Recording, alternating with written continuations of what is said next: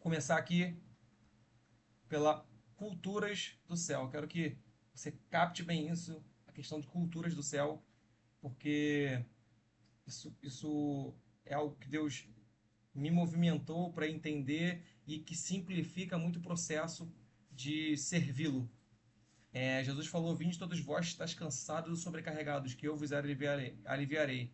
Aprendei de mim que sou manso e humilde de coração, porque meu fardo é leve e o jugo é suave.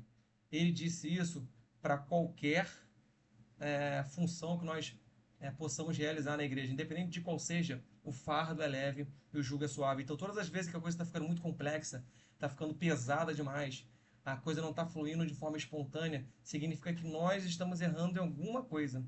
Então, o que eu quero aprender a cada dia é poder usufruir, desfrutar desse fardo leve, desse jugo suave que o Senhor preparou. E eu quero te dizer uma coisa aqui, é, nesse momento que eu estou falando contigo: dá para ser líder e ser feliz, porque ser líder é uma das nossas funções. Dá para você ser pastor e também ser feliz, ter uma vida equilibrada com a sua família, na sua casa. Se Jesus disse que o fardo é leve, o jugo é suave, nós precisamos nos atentar a detalhes que fazem toda a diferença na nosso estabelecimento como cristãos, aqui do reino de Deus como cristãos, para sermos instrumentos, mas de forma que isso seja leve, espontâneo e tranquilo. Então vamos lá, dividir com você. Eu gosto muito desses dois textos, eu comecei com eles para que a gente possa entender juntos uma questão muito importante. Primeiro, esse texto aqui, ó, de Josué 4,14, o contexto dele era um momento onde estava havendo a recente transição do chamado de liderança de Moisés para o Josué. E depois de alguns feitos, de coisas que o Senhor realizou e ensinamentos que o Senhor deu para Josué, ele manifestou isso aqui. Eu achei maravilhoso, eu gosto muito desse texto, que ele fala o seguinte: o Senhor fez de Josué um grande líder aos olhos de todo Israel, e eles o respeitaram enquanto ele viveu como haviam respeitado Moisés. Eu quero que você foque muito nisso, porque nessa perspectiva de que o fardo é leve e o jugo é suave, nós precisamos entender que tem um texto que eu não me recordo onde, agora não vou procurar para não ficar muito prolongado, mas que fala assim, ó: o Senhor opera em nós tanto o querer quanto o efetuar. Se não me engano, é em Colossenses, segundo a sua boa vontade. Um outro texto, em Romanos 11, 33 até 36, ele fala, começa a fazer um louvor em relação à sabedoria, o conhecimento de Deus, enfim. E ele finaliza dizendo: porque dele, por ele e para ele são todas as coisas. Então, tudo que é de bom vem dele, a execução do chamado, de tudo que é de bom aqui na terra, é através dele, então é por ele, e a glória de tudo que é feito é para ele. Então, dele, por ele e para ele são todas as coisas. É o Senhor que opera em nós. E Deus tem o interesse de fazer o reino dele ser estabelecido aqui na terra e crescer. E aqui, ó, isso aqui é muito importante. Atos dos Apóstolos, capítulo 11, versículo 21, é o contexto aqui. O pessoal no livro de Atos dos Apóstolos, na chamada Igreja Primitiva, foi a primeira igreja ali após a ascensão de Jesus, depois que ele morreu, ressuscitou e foi para o céu de volta, ele estabeleceu a igreja. Essa é a igreja primitiva, ela tem uns padrões que são muito importantes para serem seguidos por nós. Essa igreja de Atos 11 é uma igreja que se estabeleceu no local chamado Antioquia da Síria.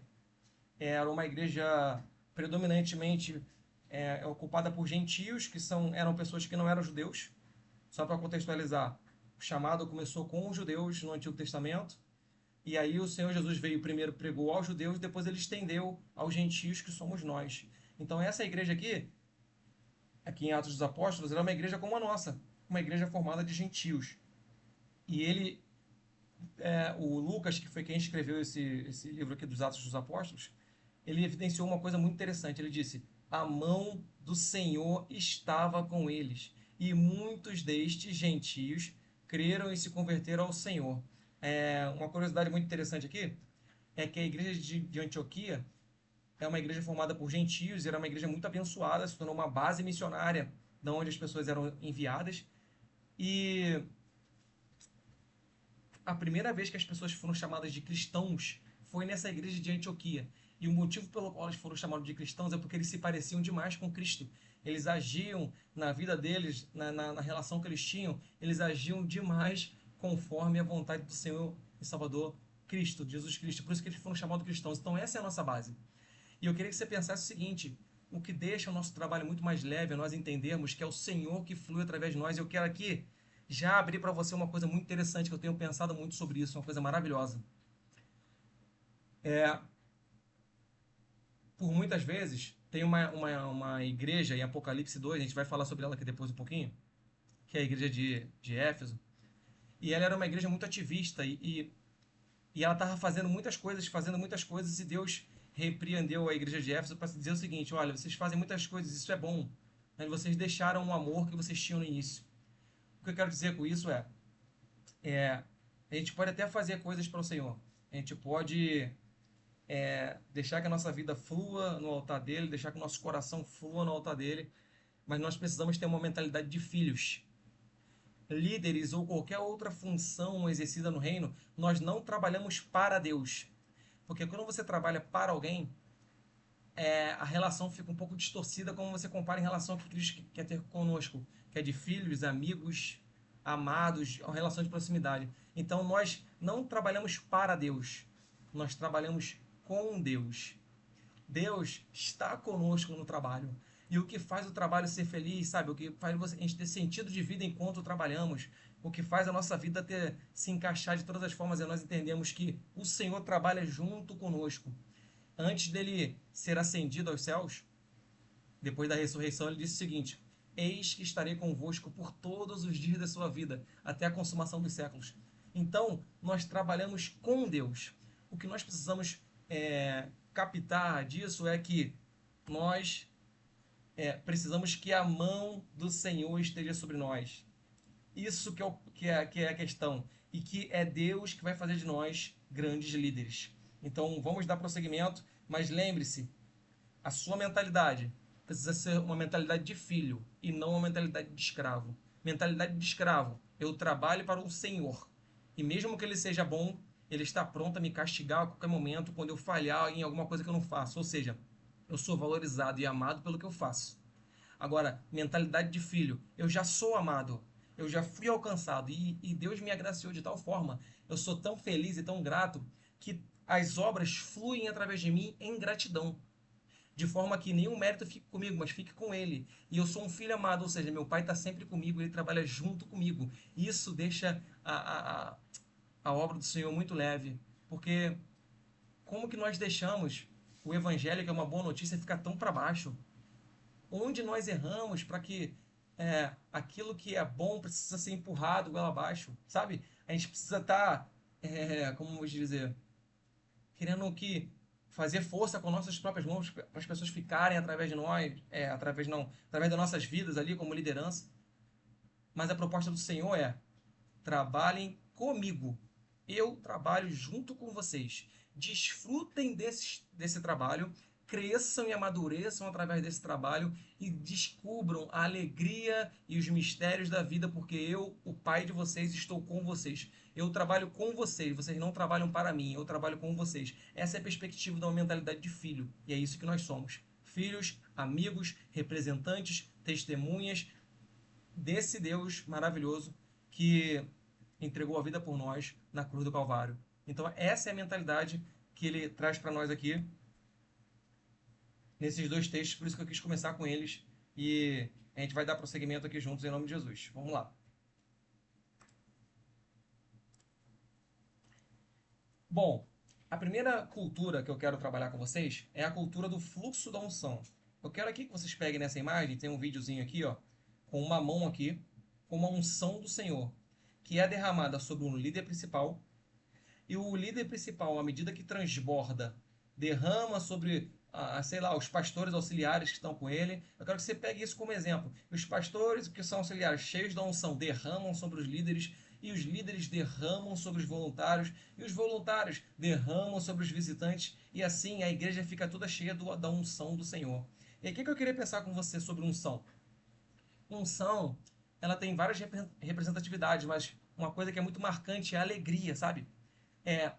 Você ser leve e trabalhar feliz e motivado, entusiasmado. A unção te impulsiona a fazer coisas que ninguém poderia te obrigar a fazer. sabe? A presença de Deus flui com tanta força que você não precisa ficar pedindo ou guiando em todo o tempo, como se você fosse o cara que molda a estrutura que está ali. Não, o dono da estrutura é o Senhor Jesus.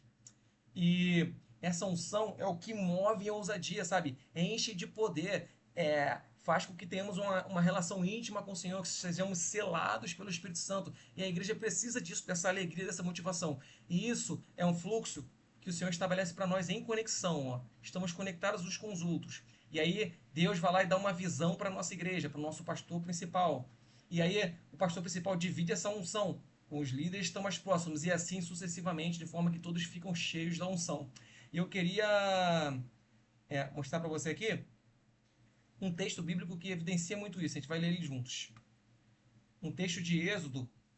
E nesse contexto aqui, ó, do texto de Êxodo, o Moisés, que foi um grande líder e homem de Deus, que foi usado por Deus para libertar o povo de Deus do Egito, eles já tinham sido libertos, passaram pelo Mar Vermelho, e nessa situação aqui, Deus convocou Moisés e alguns líderes para subir ao monte, a gente vai ler isso juntos, né? Para que ele transmitisse a vontade dele. Só que aconteceram alguns percalços no meio do caminho, eu quero analisar isso com vocês, para que a gente possa entender o conceito do fluxo da unção, para que a gente estabeleça essa cultura juntos, porque se não for dessa forma, tudo se desajusta. Então vamos no passo a passo para nós entendermos. Primeiro texto aqui, ó, Êxodo 24, do 9 ao 10. Ele falou o seguinte: depois de Moisés, Arão, Nadab e Abiú, que Moisés é o líder principal, e alguns líderes que o ajudavam de perto. E os 70 líderes de Israel, tinha uma rede de líderes, subiram ao monte, onde viram o Deus de Israel, estavam todos juntos. Todos viram o Deus de Israel, e sobre os pés dele havia uma superfície azulada como a safira clara e clara como o céu. Olha o que o Moisés pediu: esperem aqui até voltarmos. Disse Moisés aos líderes: Arão e Ur ficarão com vocês, e quem tiver algum problema para resolver durante minha ausência poderá consultá-los. Então, olha o foco aqui. Ó. O Moisés disse para os 70 líderes ficarem junto com Arão e Ur numa estrutura do monte lá. Era no meio do monte, mas tinha um local que era acessível só para Moisés. E aí ele falou, ó, espera até voltarmos, porque qual é a ideia? Vamos supor que aqui é o alto do monte, aqui é o meio do monte, e aqui em diante é onde o povo estava, tá bom? Aqui na imagem, ó. Então vamos lá. Aqui, ó, o Moisés com os líderes estavam aqui nesse nível do monte. Aí o Moisés falou assim, ó, líderes, Arão, Nadab e Abiú, presta atenção, fiquem aqui vocês os 70.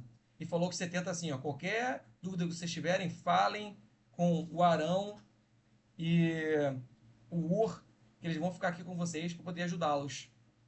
E aí não foi exatamente isso que aconteceu. Se fosse isso que aconteceu, ó, o Moisés ia vir aqui receber os 10 mandamentos, a unção do Senhor, o comissionamento, a visão pela qual o povo iria trabalhar para a glória do Senhor.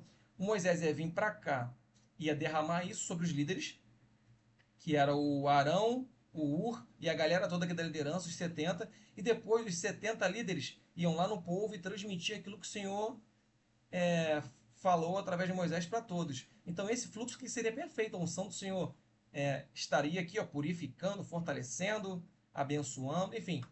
E aí isso aqui é também equilíbrio perfeito, mas não aconteceu assim. O povo não, principalmente os líderes, não respeitaram o que Moisés disse. Então olha aqui no texto seguinte aqui que eu coloquei de Êxodo 32 para nós entendermos. Olha só.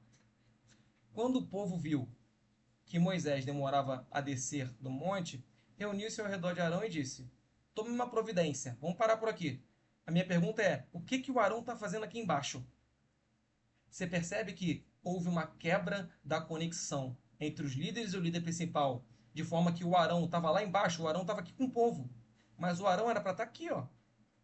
O Moisés, aqui nesse nível aqui do monte, onde o Moisés falou para eles ficarem. E o Arão e todos esses 70 líderes aqui, junto com o, todo mundo desceu para cá. Então, o que aconteceu aqui? O fluxo da unção foi quebrado. E aqui causou um problema grave. Eu vou ler aqui com vocês para a gente poder bater um papo sobre isso. Então, aqui, ó. Tome uma providência. Faça para nós deuses que nos guiem. Não sabemos o que aconteceu com esse Moisés. Ou seja, olha como é que começou a distorcer. Olha como é que entrou o espírito faccioso aqui. O Moisés é o cara que foi abençoado por Deus para libertar o povo. Tirou o povo da escravidão e agora ele já se tornou esse Moisés. Tudo porque o fluxo da unção foi quebrado. Então fique atento a isso. E ele falou assim, ó, com esse Moisés que nos trouxe da terra do Egito. Arão respondeu, tirem as argolas de ouro das orelhas e de suas mulheres e seus filhos e filhas e tragam-nas para mim. Todos tiraram as argolas de ouro e as levaram a Arão. Olha aqui, gente. O Arão que recebeu o ouro, preste atenção. Esse líder aqui, que era para ser o braço direito de Moisés, para receber o Senhor ia derramar sobre Moisés aqui, ó. E Moisés ia derramar sobre Arão e o Arão ia vir junto com Moisés para derramar sobre o povo, junto com os líderes. Quando o líder perdeu a conexão com o líder maior aqui, ó, o mal daqui para baixo, o mal aconteceu, sabe? Pensa aqui, ó, como se a estrutura organizacional da igreja fosse uma fonte. Presta bem atenção. A Bíblia fala em algum texto que eu não lembro que não pode sair uma fonte de água amarga e de água doce do mesmo lugar. Então preste bem atenção.